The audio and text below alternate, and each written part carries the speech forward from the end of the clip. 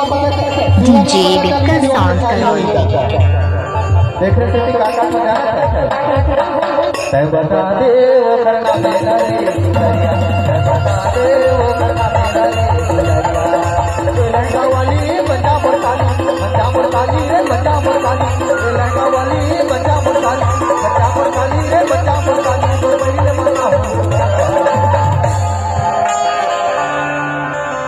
DJ विक्का sound करो।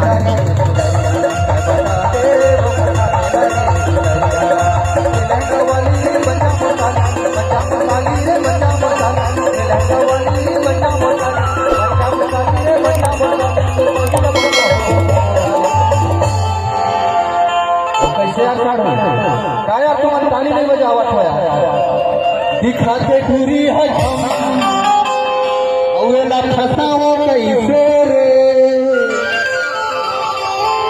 दिखाते पूरी है हम एला फसाओ कैसे रे भगवान कसम कमाल ही पूरी न पटाओ कैसे तुम्हारी जोरदार ताली बजाओ बोला साथ हो कारण कि ना मोर मन के गाई का नहीं है यार आज का मोला मजा नहीं आवत है तुमन मोला साथ हो ना तो तुमन भरपूर मजा देते हो दिखाते टूरी है हम वेला मनाओ कैसे रे दिखाते टूरी है हम वेला मनाओ कैसे रे भगवान का चमका माल है टूरी बताओ कैसे भगवान का चमका माल है टूरी बताओ डीजे विक्का साउंड करो।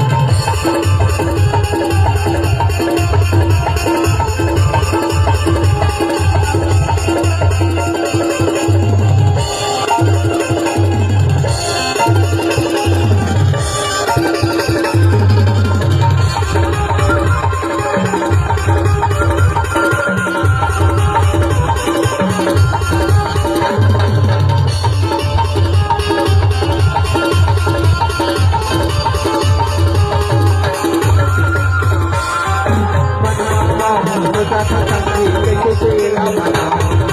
उम्र है दोना बाबा के दोना कैसे तेरा मना सोचा था संगी कैसे तेरा मना उम्र है दोना बाबा के दोना कैसे तेरा मना उम्र है दोना बाबा के दोना कैसे तेरा मना